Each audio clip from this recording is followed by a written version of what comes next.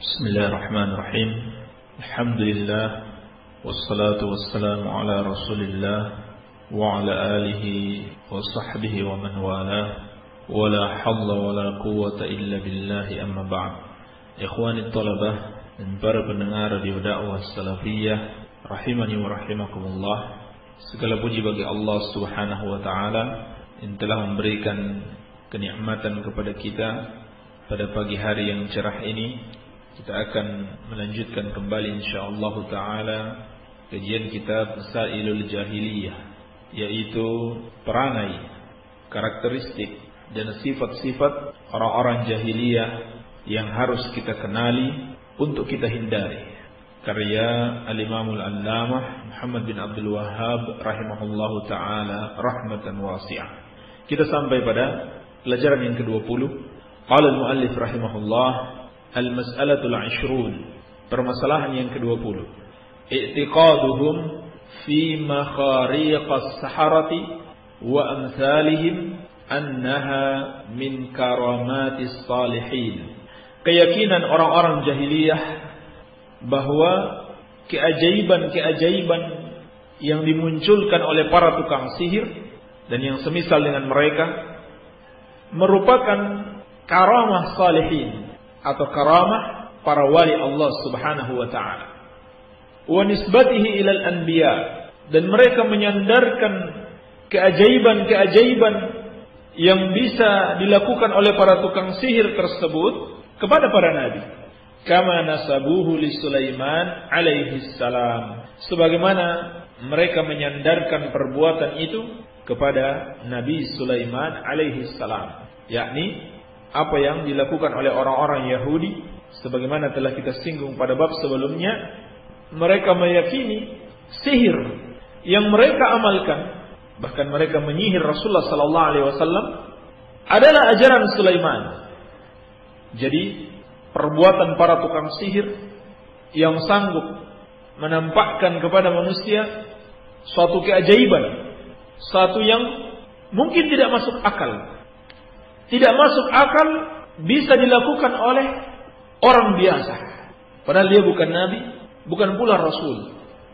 Seperti ada yang bisa terbang di udara, ada yang bisa berjalan di atas air, ada yang mengaku sholat zuhur di Indonesia, sholat asarnya di Makkah, padahal dia tidak naik pesawat, atau tidak mempan senjata tajam, yang memiliki ilmu kebal, atau bisa memukul dari jarak jauh.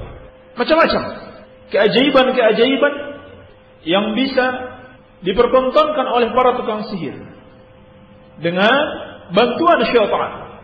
Tetapi orang-orang jahiliyah meyakini ini adalah karamah para wali, ini adalah kehebatan orang-orang saleh dan ajaran para nabi dan rasul, yaitu ajaran Nabi Sulaiman alaihi salam. Ini keyakinan orang-orang jahiliyah. Jadi tidak semua kemampuan luar biasa yang melebihi kemampuan kebanyakan manusia itu sesuatu yang dapat dipercayai.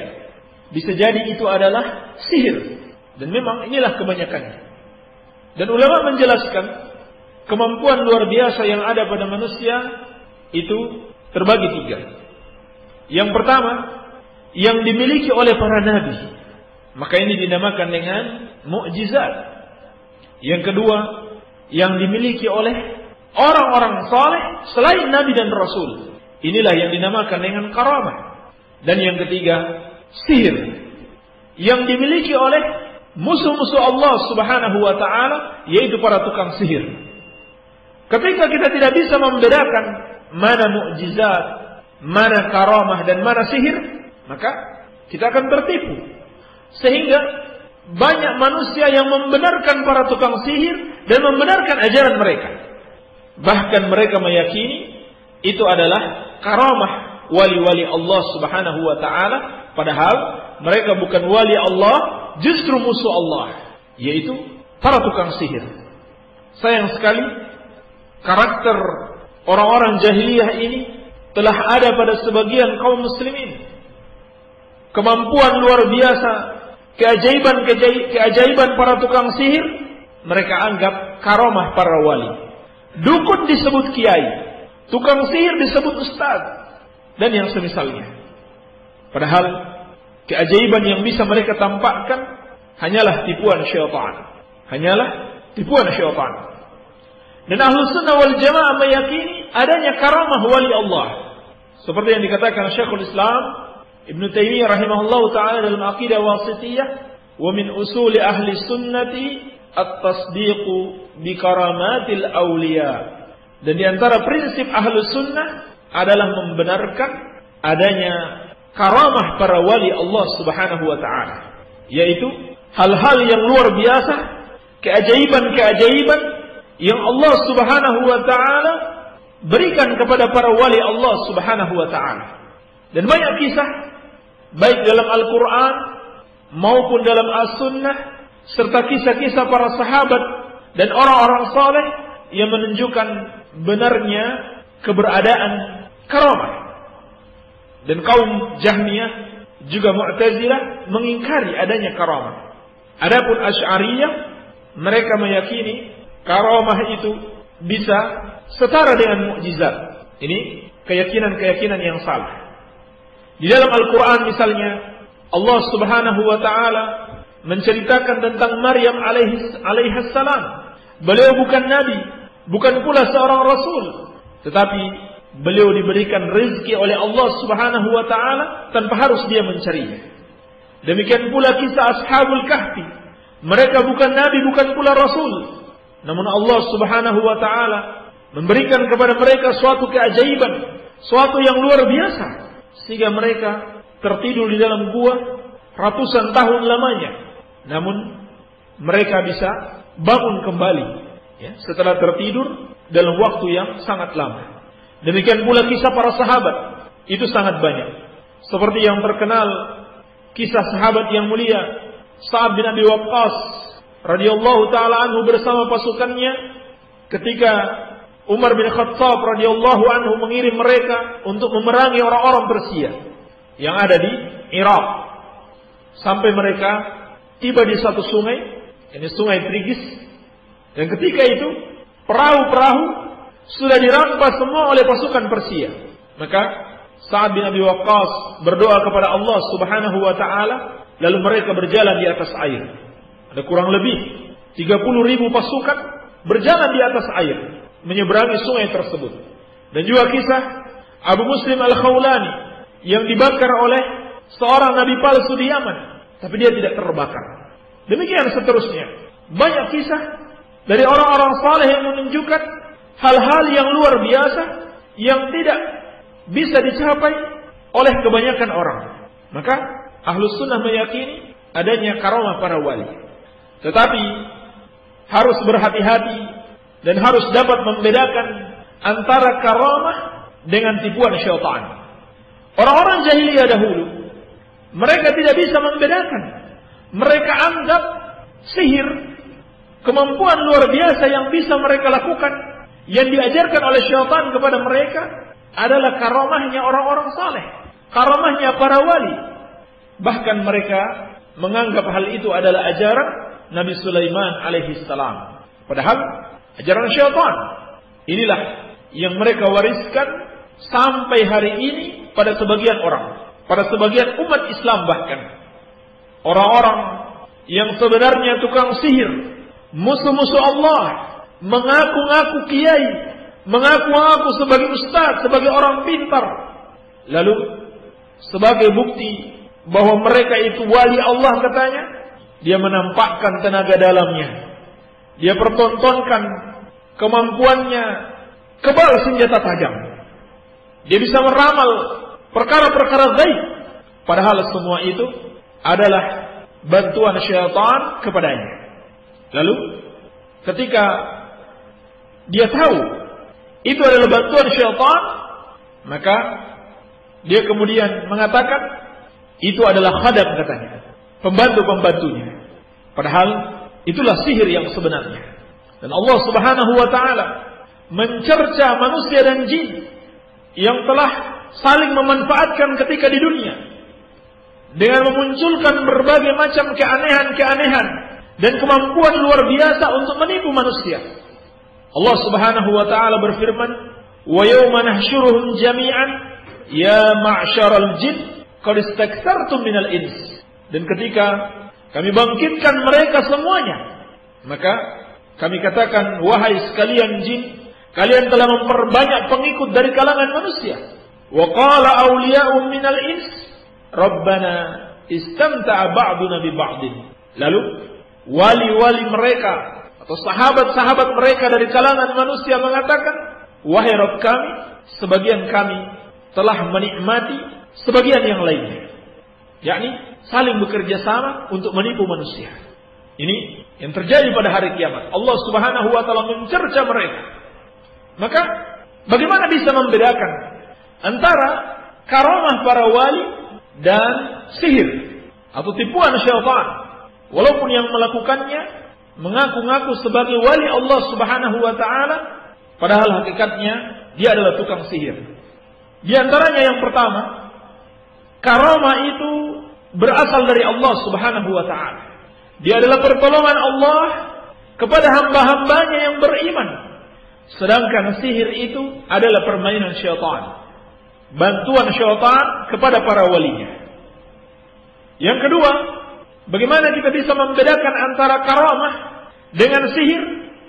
Karamah itu didapatkan seseorang karena ittiba'nya kepada Rasulullah sallallahu alaihi wasallam. Dia adalah orang yang mentauhidkan Allah Subhanahu wa taala dan mengikuti petunjuk Rasulullah sallallahu alaihi wasallam. Sedangkan sihir mereka dapatkan dari amalan-amalan kesyirikan, amalan-amalan bid'ah dan kemaksiatan kepada Allah Subhanahu wa taala. Ini yang paling bisa membedakan antara karamah dengan sihir. Kalau orang yang diberikan karamah, dia adalah orang yang betul-betul ittiba kepada Rasulullah sallallahu alaihi wasallam, tidak melakukan syirik dan tidak pula melakukan bid'ah. Sedangkan para tukang sihir itu walaupun menggunakan pakaian seorang wali, dia dapatkan kemampuan-kemampuan luar biasa yang dia miliki itu dengan amalan kesyirikan. Seperti mendatangi kuburan-kuburan dan berdoa kepada penghuni kubur tersebut, atau mengamalkan amalan-amalan yang tidak dicontohkan oleh Rasulullah sallallahu alaihi wasallam. Sehingga kita sering mendengar ada seorang yang disebut kiai mengajarkan kepada muridnya untuk mengamalkan ucapan la ilaha illallah 1000 kali setiap hari selama sebulan penuh, atau zikir-zikir yang lain. Walaupun ucapan la ilaha illallah itu benar, tapi dari mana dia mendapatkan jumlah 1000 kali diamalkan selama sebulan penuh? Lalu setelah itu katanya, engkau akan mendapatkan kesaktian atau ilmu kanuragan dan sebagainya. Maka ini sihir. Kalau ada orang yang kasih amalan-amalan seperti ini dengan tujuan agar bisa kebal senjata tajam atau bisa mendapatkan kedikjayaan, maka yakinlah itu sihir. Sebab tidak mungkin Allah Subhanahu wa taala memberikan karamah kepada orang-orang yang menentang Rasul, yang melakukan kesyirikan dan kebid'ahan. Ini perbedaan yang sangat besar antara sihir dan karamah. Maka kita harus tahu bagaimana seharusnya mentauhidkan Allah, bagaimana ittiba kepada Rasulullah sallallahu alaihi wasallam, sehingga kita bisa membedakan orang yang benar-benar mentauhidkan Allah dan meneladani Rasulullah sallallahu alaihi wasallam dan para tukang sihir yang berbaju ulama atau kiai. Kalau kita tidak tahu bagaimana mentauhidkan Allah, bagaimana meneladani Rasulullah sallallahu alaihi wasallam, maka kita tidak akan bisa membedakan yang mana ajaran yang benar dan mana ajaran yang salah, yang mana karamah dan yang mana sihir. Disinilah pentingnya menuntut ilmu agama agar kita tidak mudah tertipu. Perbedaan yang ketiga, sihir itu didapatkan dengan dipelajari, sedangkan karamah tidak dipelajari. Jadi kalau ada satu padepokan misalnya yang katanya mengajarkan karamah, maka yakinlah yang mereka ajarkan itu sihir, karena karamah tidak dipelajari dan tidak diajarkan. Yang dipelajari dan diajarkan hanya sihir. Karamah itu murni pertolongan Allah Tidak ada dalam Islam pelajaran mencari karamah. Yang ada hanyalah pelajaran untuk bisa istiqamah. Allah akan menolong hamba-hambanya yang istiqamah di atas kebenaran.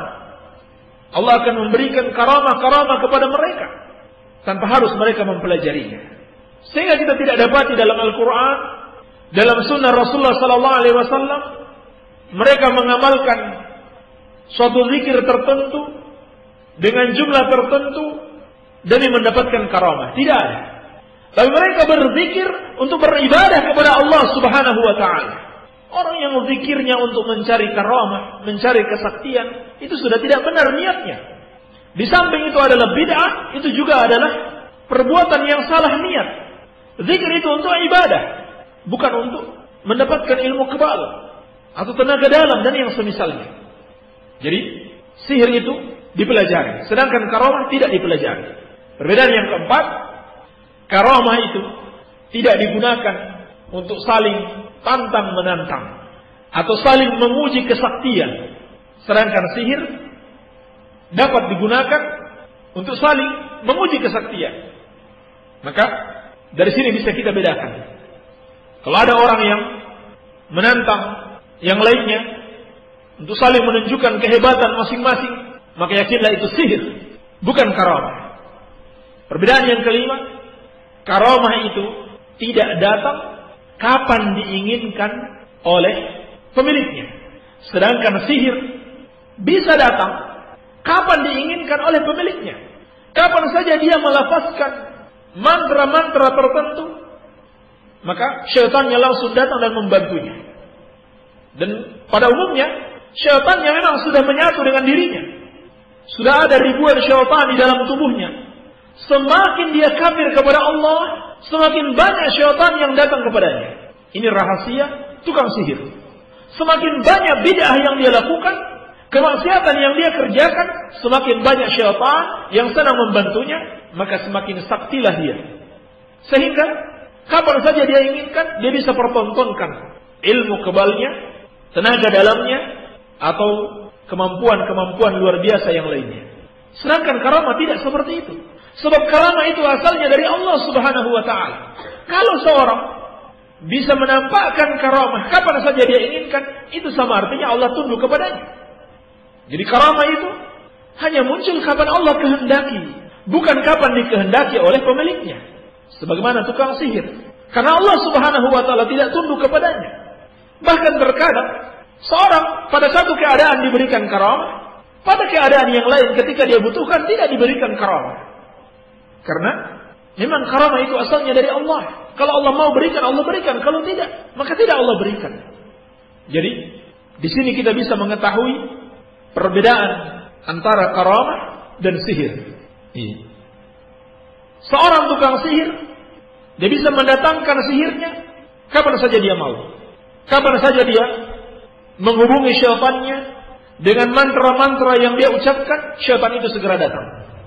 Dan hati-hati, jangan tertipu dengan istilah mereka di mana mereka menamakan sihir itu apabila dengan menggunakan ayat-ayat Al-Quran atau zikir-zikir dari Al-Quran dan As-Sunnah, mereka namakan ilmu putih. Sedangkan kalau tidak menggunakan ayat Quran atau zikir-zikir kepada Allah, mereka namakan ilmu hitam. Sehingga yang pertama berpakaian putih, yang kedua berpakaian hitam. Yang pertama disebut kiai, yang kedua disebut dukun. Padahal hakikatnya mereka sama. Tidak ada dalam Islam ilmu putih, hitam, merah, hijau, dan sebagainya. Semuanya sihir. Apakah white magic atau black magic, sama saja. Jangan tertipu. Karena hakikatnya Al-Quran yang mereka baca, zikir-zikir yang mereka ucapkan, bukan mereka niatkan untuk ibadah kepada Allah Subhanahu wa ta'ala. Sehingga syaitan membantu mereka. Mereka niatkan bacaan Al-Quran itu cuma untuk mendapatkan kesaktian. Maka itu juga termasuk bid'ah di dalam agama dan niat yang salah dalam beribadah. Demikian pula mereka menentukan jumlah tertentu di dalam berzikir. Seperti membaca misalkan Qul huwallahu ahad 100 kali setiap hari. Terus diamalkan. Kata gurunya, kalau kamu mengamalkan Qul huwallahu ahad 100 kali setiap hari, maka kesaktian kamu akan terus bertambah. Tapi kalau kamu tinggalkan, maka akan hilang kesaktian. Ini dari mana kalau bukan dari syaitan? Bahkan terkadang amalannya sesuai syariat, seperti salat 5 waktu. Kalau kamu selalu menjaga salat 5 waktu, maka tenaga dalam yang kamu miliki akan semakin kuat. Kamu akan semakin kebal dengan senjata tajam. Jadi, dia salat 5 waktu bukan semata-mata beribadah kepada Allah. Di samping untuk beribadah kepada Allah, juga demi untuk mempertahankan kesaktian yang dia miliki. Lalu mereka namakan itu adalah ilmu putih. Padahal hakikatnya ini adalah tipuan syaitan. Ini sihir. Tidak ada istilah ilmu putih dalam Islam. Hakikatnya itu adalah sihir. Maka janganlah kita mengikuti sifat-sifat orang-orang jahiliyah yang menganggap kehebatan-kehebatan para tukang sihir sebagai karamah orang-orang saleh atau ajaran Nabi Sulaiman alaihissalam. Sehingga ulama kita menjelaskan, orang yang memiliki karamah itu belum tentu lebih baik dibanding orang yang tidak memiliki karamah. Jangan kita tertipu. Kebaikan seseorang itu sangat bergantung kepada ketakwaan, ilmu, dan keimanan yang dia miliki, bukan kepada karamah yang Allah berikan kepadanya. Sehingga Syekhul Islam Ibnu Taimiyah rahimahullahu taala menjelaskan, karamah itu terkadang justru diberikan Allah Subhanahu wa taala untuk menguatkan keimanan seseorang yang tadinya lemah. Kalau seorang sudah kuat imannya, dia tidak perlu lagi dengan karamah-karamah, sehingga imannya bisa kuat. Oleh karenanya, di dalam sejarah kaum muslimin, karamah itu lebih banyak terjadi di masa tabi'in dibanding para sahabat. Padahal kita yakin sahabat itu orang-orang yang paling kuat imannya. Tetapi lebih sedikit karamah yang terjadi pada para sahabat dibanding generasi setelah mereka. Kenapa? Karena generasi setelah mereka tidak melihat keajaiban-keajaiban berupa mukjizat Rasulullah sallallahu alaihi wasallam. Sehingga Allah Subhanahu wa taala memberikan kepada mereka karamah-karamah agar mereka semakin yakin dengan pertolongan Allah Subhanahu wa taala. Jadi, bisa jadi karamah itu justru sebaliknya. Bukan menunjukkan kuatnya keimanan seseorang, tetapi karena dia masih lemah iman, maka Allah berikan kepada dia karamah agar imannya menjadi kuat. Oleh karenanya, orang yang diberikan karamah tidak menunjukkan dia lebih baik dibanding yang Allah tidak berikan karamah padanya. Artinya, karamah yang kita anggap sebagai kemampuan luar biasa, walaupun sebenarnya karamah yang paling tertinggi yang dimiliki oleh seorang hamba adalah husnul khatimah. Mati dalam keadaan beramal soleh, bukan dalam keadaan bermaksiat kepada Allah Subhanahu wa taala. Inilah karamah yang paling tertinggi. Apabila Allah Subhanahu wa taala memberikan keistiqamahan kepada seorang hamba sehingga dia tetap istiqamah, dia tetap menjalankan kebenaran sampai dia berpisah dengan kehidupan dunia ini. Inilah hakikat karamah yang paling tertinggi. Maka janganlah kita tertipu dengan kemampuan luar biasa yang diperlihatkan oleh para tukang sihir, yang diperlihatkan oleh orang-orang yang berbuat kesyirikan dan kebidahan. Sehingga Imam Syafi'i rahimahullahu taala berpesan, "Idza ra'aita ar-rajula yamshi 'ala al-ma'." Kalau kamu melihat seseorang berjalan di atas air, wa yatiru fil hawa, dan terbang di udara, fala tusaddiquh wa la taghtarru bihi, maka janganlah kalian langsung membenarkannya dan tertipu dengannya. Hatta ta'ridu amrahu ilal kitabi was sunnah, sampai kalian cocokkan amalan-amalan dia dengan Al-Quran dan Sunnah. Fa inna syaitana yatiru minal masyriq ilal maghrib, karena sesungguhnya syaitan pun mampu terbang dari timur ke barat. Jadi bisa saja dia dibantu oleh syaitan. Seperti yang suka terbang dengan menggunakan sapunya. Ini sebenarnya bukan sapu yang dia gunakan, tapi syaitan yang menerbangkan dia. Atau dia masuk di kamarnya, tidak menghadiri sholat Jumat berjamaah di masjid yang ada di kampungnya. Lalu dia mengaku dia sholat di Masjidil Haram katanya. Ini syaitan. Maka Apabila terjadi seperti ini, Imam Syafi'i rahimahullah ta'ala berpesan, jangan kalian tertipu dengannya, jangan kalian langsung membenarkannya, tetapi lihat bagaimana amalannya. Apakah sesuai dengan Al-Quran dan As-Sunnah atau tidak?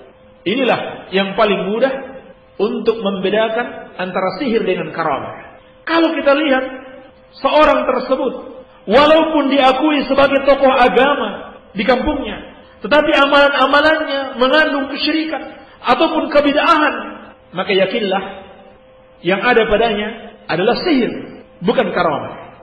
Jangan kita tertipu dengannya. Dan jangan tertipu dengan pengikut-pengikutnya yang menyerupai orang-orang jahiliyah dan menamakan sihir yang dia miliki sebagai karamah. Oleh karenanya, pelajaran yang ke-20 ini adalah peringatan bagi kita, jangan sampai tertipu dengan para pengikut jahiliyah tersebut.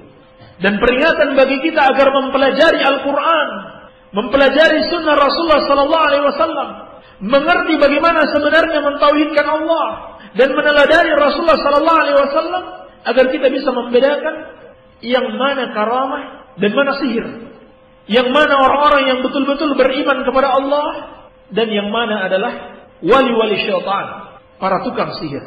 Semoga ada manfaatnya. Wabillahi taufiq, walhamdulillahi rabbil alamin.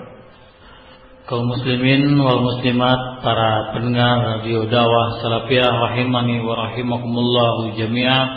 Alhamdulillah, pembahasan mengenai kitab Masailul Jahiliyah ini sudah selesai, dan sekarang kita masuk kepada pembahasan mengenai pertanyaan-pertanyaan yang masuk ke redaksi kami. Bagi antum yang mempunyai pertanyaan seputar kajian ini atau seputar syariat lainnya, antum bisa mengirimkan SMS ke nomor kami 085353020304, 085353020304, atau antum bisa mengirimkan surat ke alamat kami, yakni Pondok Pesantren An-Nur Al-Asari, Kedung Kenal, Banjarsari. Dan sekarang kita langsung aja kepada beliau Al-Ustaz Abu Abdillah Sofyan hafizahullah. Kepadanya dipersilakan.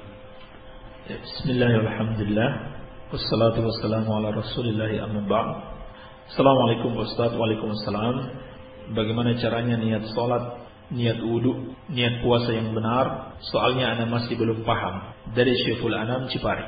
Telah kita jelaskan bahwa niat itu adalah amalan hati, yaitu al-qasdu, bermaksud melakukan suatu amalan.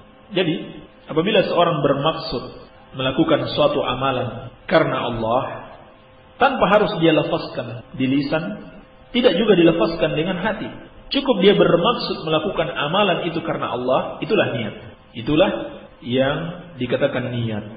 Adapun melafazkannya adalah termasuk bid'ah yang tidak dicontohkan oleh Rasulullah sallallahu alaihi wasallam. Tidak pula dari para sahabat, tidak pula dari tabi'in, tidak pula dari imam yang empat. Abu Hanifah, Malik, Syafi'i dan Ahmad tidak pernah mengajarkan kalau mau sholat harus mengucapkan dulu, apakah diucapkan dengan lisan atau dalam hati, usolli fardal maghribi 3 raka'atin mustaqbilal qiblat lillahi ta'ala. Tidak ada. Kalau mau berwudu, membaca dulu nawaitul wudu'a, mau mandi nawaitul ghusla atau nawaitu shaum ghadin, dan seterusnya. Tidak ada. Tidak dari Rasulullah sallallahu alaihi wasallam, tidak dari sahabat, tidak dari tabi'in, tidak dari Abu Hanifah, Malik, Syafi'i dan Ahmad. Lalu dari mana datangnya? Bukan dari syariat Allah Subhanahu wa taala, tetapi dari kesalahan sebagian orang. Baik. Demikian pula dari sisi akal, orang yang melafazkan niatnya sebelum melakukan suatu amalan dapat dikatakan sebagai orang gila. Karena kalau kita lihat ada seorang yang mengatakan setiap kali dia beramal, saya berniat melakukan ini, baru dia lakukan, kita akan mengatakan dia orang gila. Mau makan, dia ucapkan dulu, saya niat mau makan, baru dia makan. Mau berjalan, dia ucapkan dulu, saya niat mau berjalan, baru dia berjalan. Mau masuk rumah, saya niat mau masuk rumah. Ini bukan orang yang berakal sehat yang melakukan seperti ini. Jadi mengucapkan niat itu salah dari sisi syariat maupun dari sisi akal. Baik. Pak Ustaz, di kampung saya ketika mayit diangkat sebelum diberangkatkan ke rumah duka, keluarga duka disuruh jalan atau lewat beberapa kali di kolong keranda masjid. Apakah ini sunnah Rasul? Jawabannya, ini bukan sunnah Rasulullah sallallahu alaihi wasallam, ini bid'ah yang diada-adakan dan memperlambat proses pemakaman jenazah tersebut. Justru yang diperintahkan Rasulullah sallallahu alaihi wasallam untuk bersegera mempercepat pengurusan jenazah.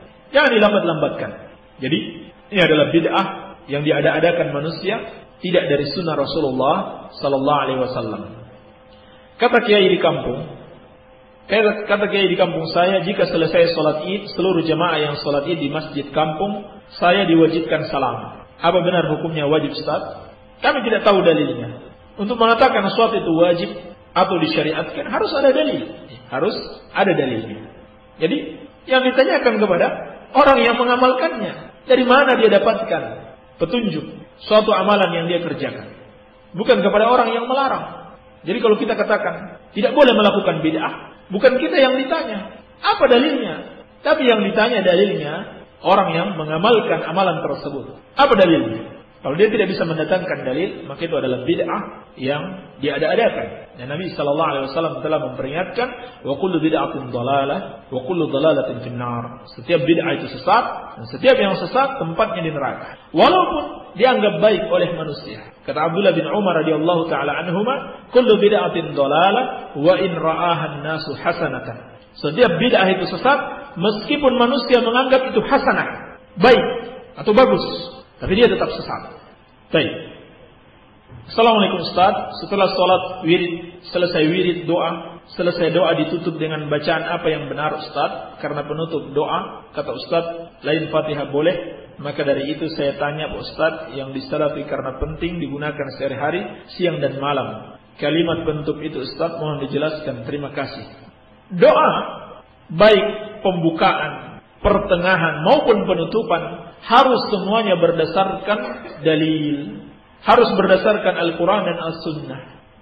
Yang disyariatkan adalah dengan salawat atau pujian-pujian kepada Allah Subhanahu wa ta'ala. Jadi salawat itu dapat kita baca di pertengahan, di awal maupun di akhir.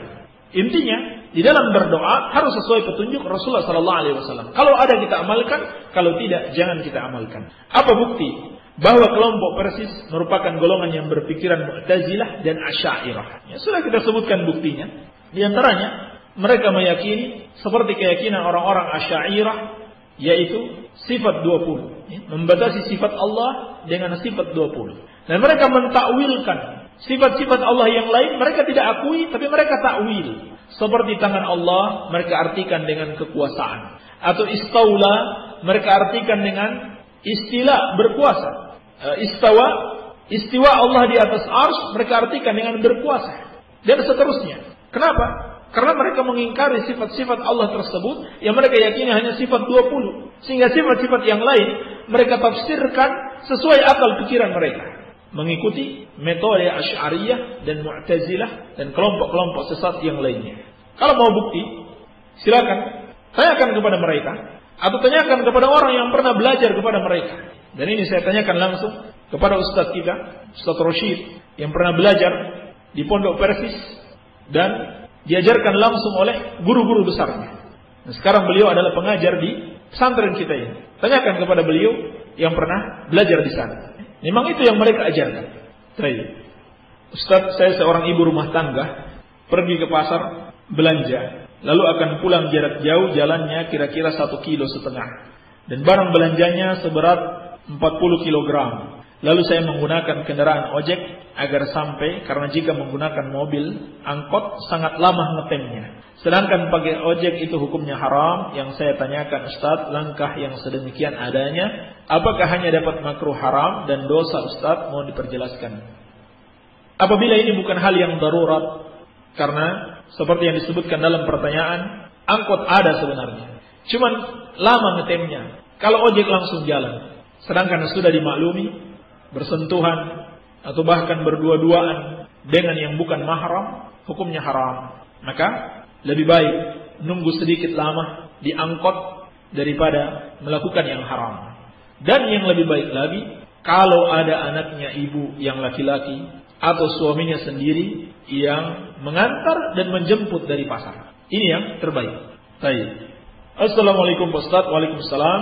Saya mau menanyakan, surah apa saja yang dibaca setelah Al-Fatihah dalam salat witir yang ketiga atau yang satu rakaat? Terserah mau baca surat apa. Hanya saja ada beberapa hadis yang menerangkan surat-surat tertentu disunahkan untuk dibaca, tapi tidak diwajibkan. Seperti dalam hadis yang diriwayatkan oleh Imam An-Nasa'i dan Al-Hakim dan disahihkan oleh Syekh Al-Albani, Nabi sallallahu alaihi wasallam ketika witir 3 rakaat beliau membaca yang pertama surat Al-A'la, yakni Sabbihisma rabbikal a'la. Kemudian pada rakaat kedua beliau membaca Qul ya ayyuhal kafirun, dan rakaat ketiga membaca Qul huwallahu ahad. Ini termasuk sunnah, tapi kalau seorang membaca selain itu tidak mengapa. Andaikan dia tidak hafal surat-surat tersebut, baca saja yang dia hafalkan. Baik. La ilaha illa anta subhanaka inni kuntu minadh dhalimin. Apa artinya kandungan ayat di atas? Ini doa kepada Allah Subhanahu wa taala untuk minta pengampunan atas dosa yang kita lakukan. Dan saya mohon pendapatnya dari Ustaz, karena saya sering mengamalkannya setiap habis sholat sebanyak 41 kali dan dibarengi dengan selawat sebanyak 100 kali. Saya mohon pendapatnya. Lihat, apakah bacaan kita ini berdasarkan Al-Quran dan As-Sunnah menetapkan jumlah 41 kali dan 100 kali? Kalau tidak berdasarkan Al-Quran dan Sunnah, maka jangan dilakukan. Menetapkan jumlah tertentu di dalam zikir, seperti yang kita singgung tadi, yang dilakukan oleh para dukun, maka ini adalah bid'ah di dalam agama. Jadi, simpulannya kalau tidak ada dalil, jangan dilakukan. Assalamualaikum Pak Ustaz. Waalaikumsalam. Saya kalau tadarrus di bulan suci pakai toa, kok dilarang? Apa jawabnya pada orang yang melarang? Dari Somad di Sidoarjo. Jawabnya terima kasih, karena telah melarang yang memang salah. Sebab Nabi Allah Subhanahu wa taala merintahkan, "Ud'u rabbakum tadarruan wa khufyatan, innahu la yuhibbul mu'tadin." Beribadahlah kepada Rabb kalian dengan penuh ketundukan dan dengan merendahkan suara. Bukan dengan dikeras-keraskan, apalagi pakai toa pengeras suara. Iya. Bahkan hal ini jelas bisa mengganggu. Mungkin ada orang yang lagi istirahat, yang lagi kecapean, lagi tidur, mengganggu. Demikian pula hal ini bisa mendatangkan riya dalam diri pelakunya. Iya. Baik. Jadi sebetulnya hal ini memang dilarang. Tidak ada contohnya dari Rasulullah sallallahu alaihi wasallam. Ada kabar jasad para syuhada perang Ambon tetap utuh sampai hari ini. Apa benar ya Ustaz? Wallahu alam, saya belum mendengarkannya. Dan kita berharap mudah-mudahan itu benar terjadi, karena banyak juga kejadian di zaman dahulu Allah Subhanahu wa taala menjaga jasad orang-orang saleh, khususnya jasad para syuhada. Dalam riwayat yang sahih di zaman Muawiyah radhiyallahu anhu, ketika terjadi banjir, maka jasadnya syuhada Uhud itu sampai muncul ke permukaan bumi. Tanahnya itu terseret oleh air dan terlihat seakan-akan mereka baru dikubur kemarin sore. Kalau jasad orang-orang kafir mungkin sudah jadi tengkorak, sudah dimakan oleh cacing-cacing tanah. Tetapi Allah Subhanahu wa taala menjaga jasadnya para syuhada Uhud. Demikian pula pernah terjadi banjir di Madinah sampai terlihat jasad-jasadnya para sahabat itu masih utuh, seperti baru-baru saja dikuburkan. Iya, wallahu a'lam. Tetapi perlu diingat, itu bukan dalil yang menunjukkan baiknya amalan seseorang. Kalau dalam hidupnya dia terkenal sebagai orang yang mengamalkan kebaikan, maka itu yang dijadikan patokan. Tetapi kalau dalam hidupnya terkenal sebagai tukang sihir, walaupun mungkin jasadnya masih utuh, itu bukan sebagai ukuran bahwa apa yang dia lakukan itu benar. Jadi seorang yang mengetahui hakikat kebenaran, dia benar-benar meyakini kebenaran itu hanya datang dari Al-Quran dan Sunnah, bukan dari kejadian-kejadian aneh yang dia lihat. Ini patokan kebenaran. Baik. Apalagi kalau itu hanya dusta. Katanya kubur Gus Fulan ketika terbongkar jasadnya masih utuh, padahal hanya dusta. Baik. Jadi bukan sebagai ukuran untuk mengatakan amalan dia benar semasa hidup. Ini yang paling penting dipahami. Wallahu a'lam. Assalamualaikum warahmatullahi wabarakatuh. Mohon mohon diadakan kajian rutin atau mingguan, bulanan di Masjid Agung Majenang, Ujung Barang, perbatasan CLP BRBS. Di sini RDS terdengar jelas sekali. Terima kasih. Alhamdulillah. Silahkan kalau ada yang mau mengadakan kajian rutin di sana untuk membentuk kepanitiaan dan menyiapkan tempatnya. Kemudian insyaallah taala ada ustaz dari sini yang bersedia, silakan datang untuk menghubungi ustaznya. Ya, ada Ustaz Khatib, Ustaz Rashid, Ustaz Fauzan, insyaallah mereka siap. Silakan siapkan dulu tempatnya dan segala sesuatu. Kemudian diatur jadwalnya bersama ustaznya. Baik. Apa ustaz? Apa yang dimaksud dengan masa iddah itu? Masa iddah adalah masa menunggu ketika seorang wanita diceraikan oleh suaminya atau ditinggal mati. Pada masa menunggu itu dia tidak boleh menikah dengan siapapun. Ini yang disebut dengan masa iddah. Wallahu a'lam. Assalamualaikum warahmatullahi wabarakatuh. Bagaimana cium tangan kedua orang tua ketika akan pergi dan berjumpa sebagai tanda bakti kepada orang tua? Tidak mengapa insyaallah taala. Syekh Al-Albani rahimahullah taala menjelaskan adanya hadis-hadis yang sahih dan juga perbuatan para sahabat mencium tangan para ulama dan orang-orang yang lebih tua. Tetapi tidak boleh seorang mencium tangan hanya karena dunia. Artinya hanya karena dia orang kaya lalu kita cium tangannya. Ini tidak boleh. Tapi kita cium tangannya karena dia orang tua kita atau karena ilmu yang dia miliki. Dengan syarat, kata Syekh Al-Albani rahimahullah, seperti dalam silsilah hadis as-sahihah, yang pertama tidak dijadikan sebagai kebiasaan. Setiap kali bertemu dia harus dicium tangannya. Yani seorang kiai misalkan, seorang yang berilmu. Kemudian yang kedua kata beliau, diperkirakan tidak akan menyebabkan orang itu menjadi sombong. Apalagi orang yang dicium tangannya dianggap sebagai orang yang memiliki karamah, sehingga mencium tangannya akan mendapatkan berkah. Nah ini keyakinan yang salah. Baik. Demikian pula jangan sampai mencium tangan menghilangkan sunnah Rasulullah sallallahu alaihi wasallam ketika bertemu dan berpisah, yaitu berjabat tangan. Bukan mencium tangan, tapi berjabat tangan. Baik. Bagaimana akidahnya Ahmad Dahlan, Hashim Asy'ari, Buya Hamka dan Quraisy Shihab? Ini 4 yang ditanyakan. 3 yang pertama saya belum tahu tentang Ahmad Dahlan, Hashim Asy'ari dan Buya Hamka. Tapi yang terakhir, yang disebut terakhir, yaitu Quraisy Shihab, beliau ini adalah seorang Syiah, seorang penganut Syiah. Banyak sekali penyimpangan-penyimpangan yang ada dalam buku-bukunya. Termasuk dia tidak meyakini wajibnya wanita muslimah itu menggunakan jilbab. Dan juga dia membela orang-orang Syiah yang mencela para sahabat Rasulullah sallallahu alaihi wasallam, bahkan mengkafirkan para sahabat. Jadi, jangan dibaca buku-buku yang ditulis oleh orang ini. Dia berpemikiran sesat, pemikiran Syiah dan pemikiran sesat yang lainnya. Baik. Imam di kampungku subuhnya pakai kunut. Boleh enggak? Saya tidak amin dan tidak angkat tangan. Dikhawatirkan saya juga menyetujui. Dan bagaimana pendapat ulama salaf dan mutaakhirin mengenai ini? Sudah dimaklumi ini permasalahan yang dikhilafkan oleh para ulama. Syekhul Islam Ibnu Taimiyah rahimahullah taala, demikian pula sebelumnya Imam Ahmad berpendapat tidak mengapa kita sebagai makmum mengangkat tangan dan mengaminkan. Tetapi kita tidak berniat sebagaimana niatnya imam ketika dia kunut, yaitu dia mengkhususkan kunut pada subuh saja dan dia lakukan terus-menerus. Sebab asalnya kunut nazilah, kunut dalam salat 5 waktu itu memang disyariatkan, tetapi tidak dilakukan terus-menerus dan tidak dilakukan hanya subuh saja. Maka boleh saja kalau kita mau mengangkat tangan, mau mengucapkan amin, dengan syarat kita tidak meniatkan sebagaimana imam yang melakukan bid'ah dalam masalah ini. Wallahu a'lam. Bagaimana orang yang tidak mau tahu Allah itu di mana? Yang penting percaya dan beribadah kepadanya. Kalau dia sudah membaca Al-Quran, Allah berfirman Ar-Rahman 'alal 'arsy istawa. Allah yang Rahman berada di atas arsy-Nya. Maka Imam Abu Hanifah rahimahullah taala mengatakan, siapa yang tidak mau tahu sehingga dia mengatakan saya tidak tahu Allah di langit atau di bumi, maka dia kafir. Maka dia kafir kepada Allah Subhanahu wa taala. Ini seperti yang dikatakan oleh para ulama. Tapi kalau memang dia belum membaca Al-Quran dan As-Sunnah tentang di mana Allah, maka ini merupakan kerusakan akidah. Sebab bagaimana bisa seseorang beribadah kepada Allah dan dia tidak tahu di mana Allah Subhanahu wa taala, dia tidak mengenal Allah Subhanahu wa taala. Padahal bagian dari ibadah juga dengan mengenal Allah Subhanahu wa taala, mengetahui kebesaran dan keagungan Allah Subhanahu wa taala, itu sebesar-besarnya ibadah bahkan.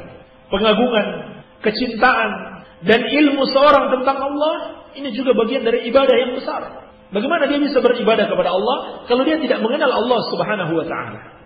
Pertanyaan berikutnya, harus atau tidak wiridan setelah sholat yang dikasar atau dijamak dalam perjalanan? baik dalam perjalanan maupun dalam mukim, wirid setelah sholat itu hukumnya sunnah. Kalau seorang mau melakukannya, maka tentunya dia akan mendapatkan pahala. Tapi kalau misalkan dia punya hajat tertentu, lalu dia langsung bangkit berdiri, maka tidak ada dosa baginya. Sebagaimana Rasulullah SAW dalam satu hadis yang sahih, sehabis sholat, beliau langsung meninggalkan masjid, pergi ke rumahnya, mengambil sejumlah harta untuk disedekahkan.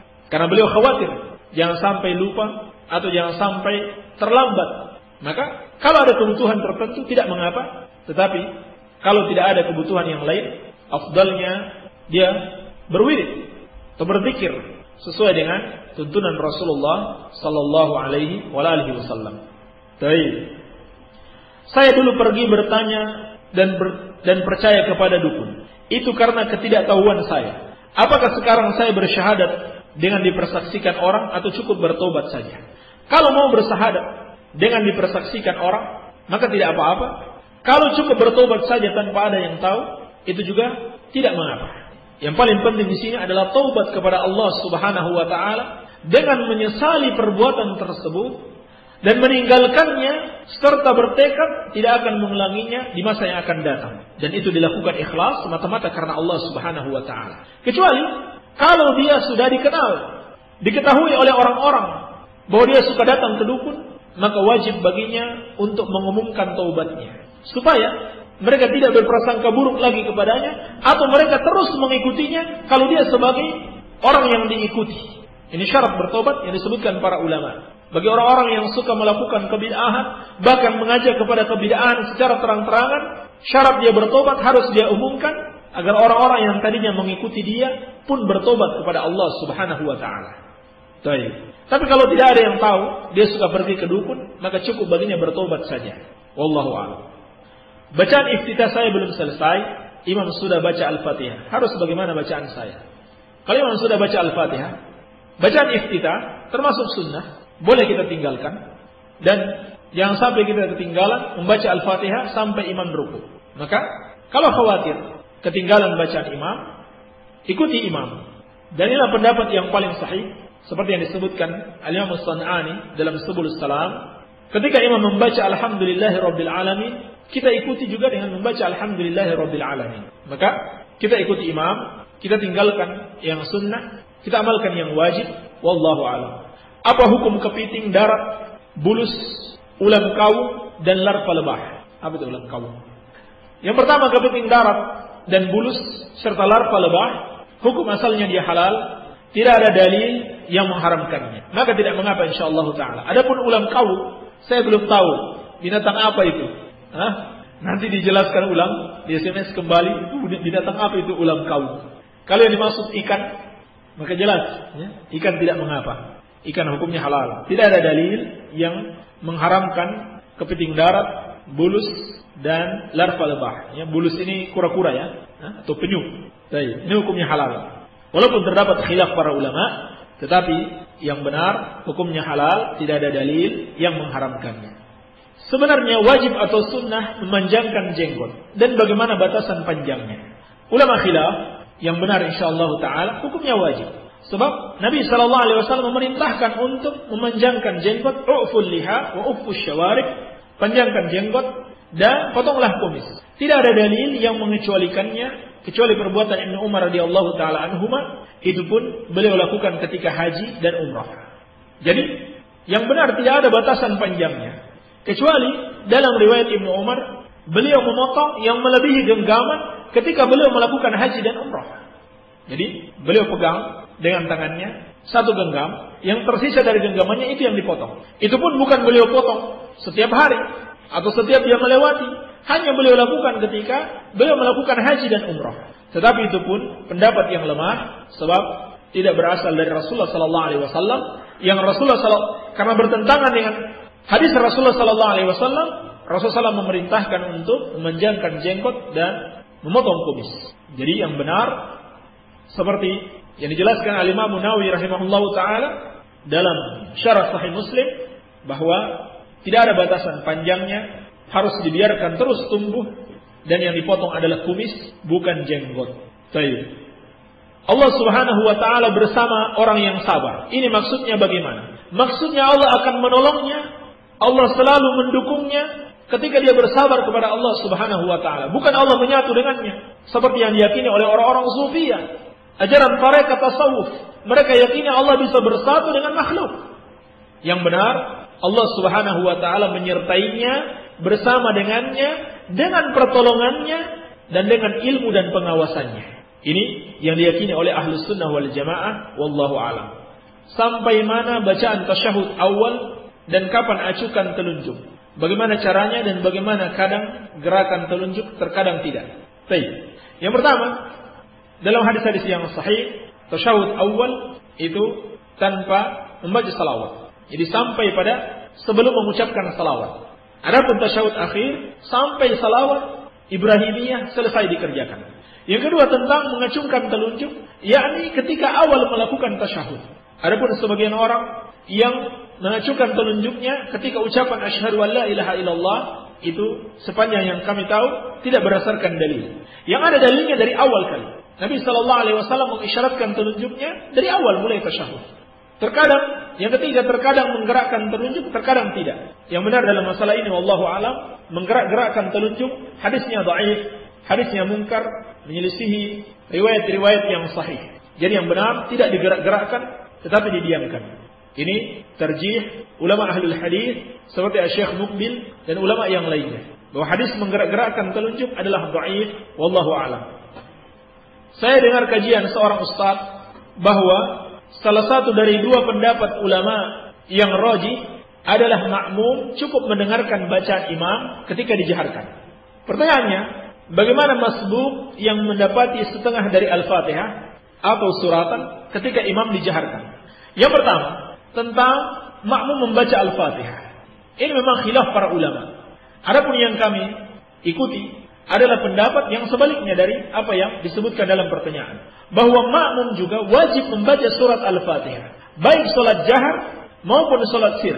Karena Nabi sallallahu alaihi wasallam bersabda, "La salata liman lam yaqra bi Fatihatil kitab." Tidak ada salat bagi siapa yang tidak membaca surat Al-Fatihah. Ini mencakup imam dan makmum.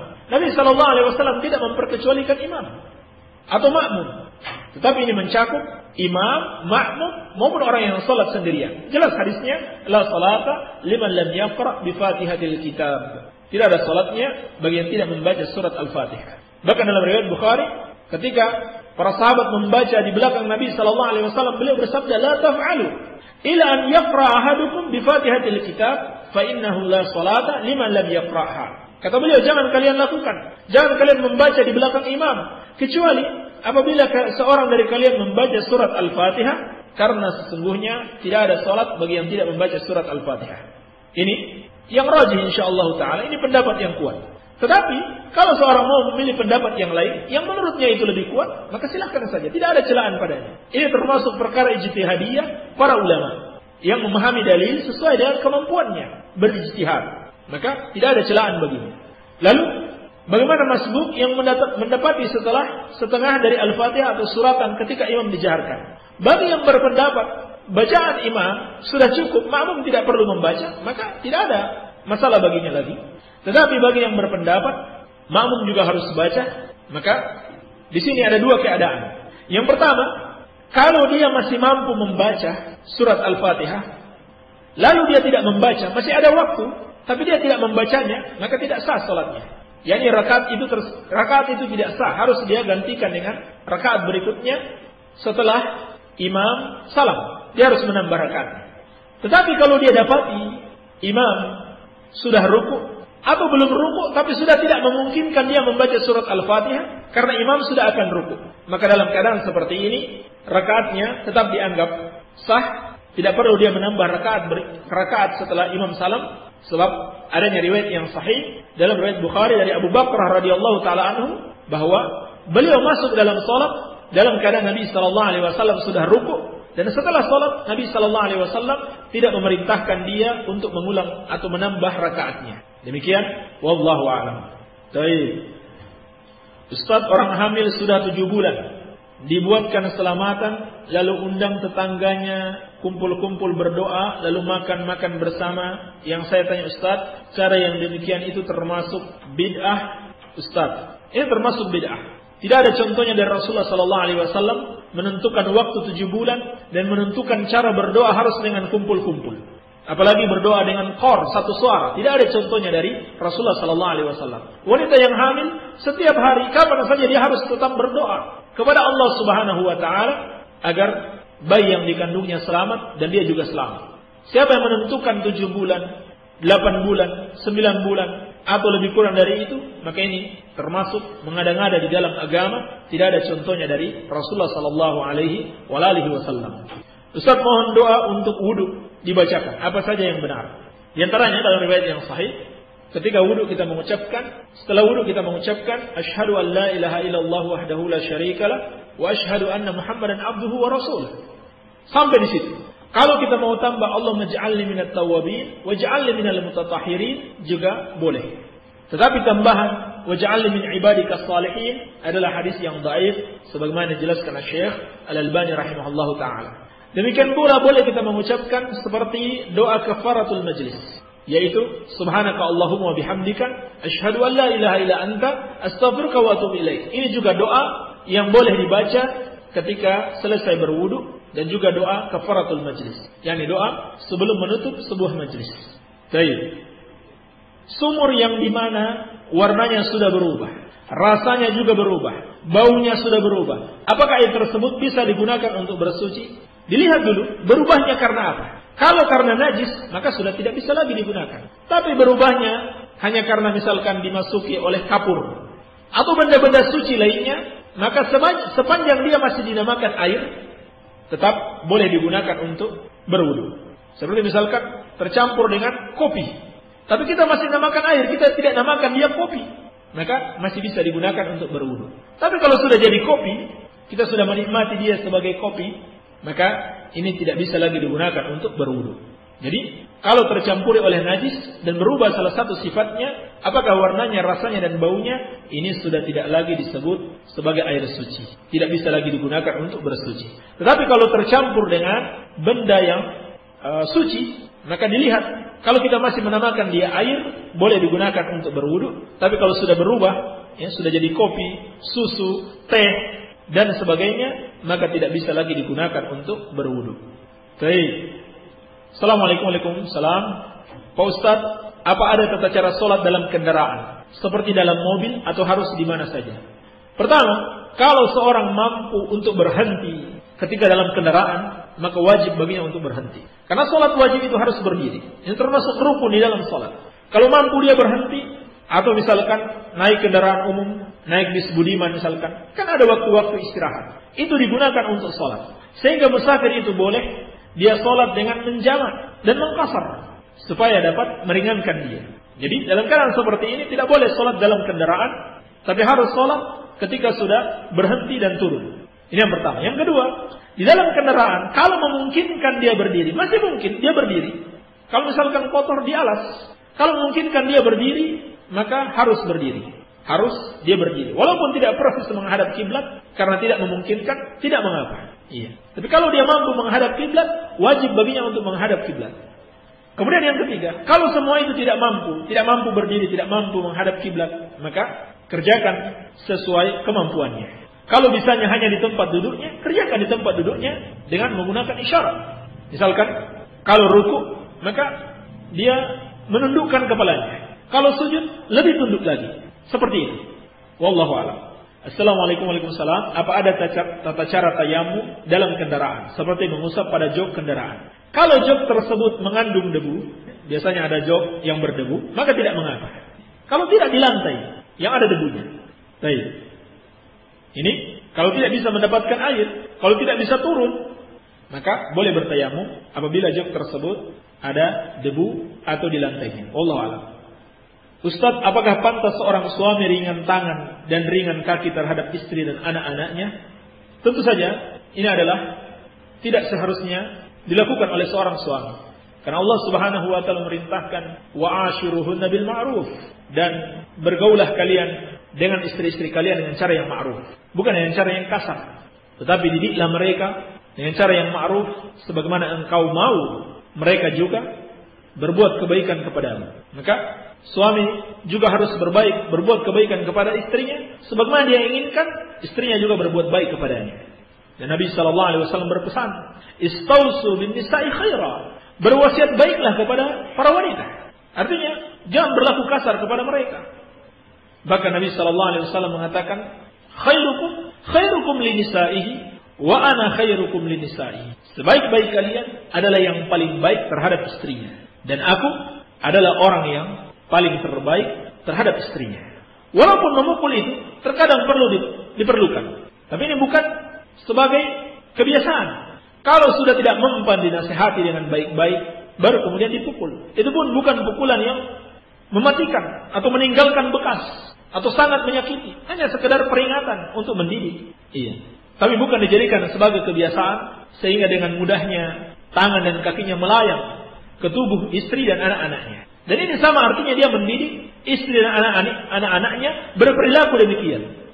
Maka jangan heran kalau anak-anaknya kelak suka memukul teman-temannya, atau kemudian nanti anak-anaknya juga dia pukul kalau dia sudah memiliki anak, dan seterusnya. Ini adalah perangai yang jelek yang dimiliki oleh seorang suami. Demikian pula seorang istri haruslah bersikap yang baik dan menasihati suaminya agar suaminya tidak berperangai demikian. Barangkali ini saja yang bisa kita sampaikan pada kesempatan kali ini.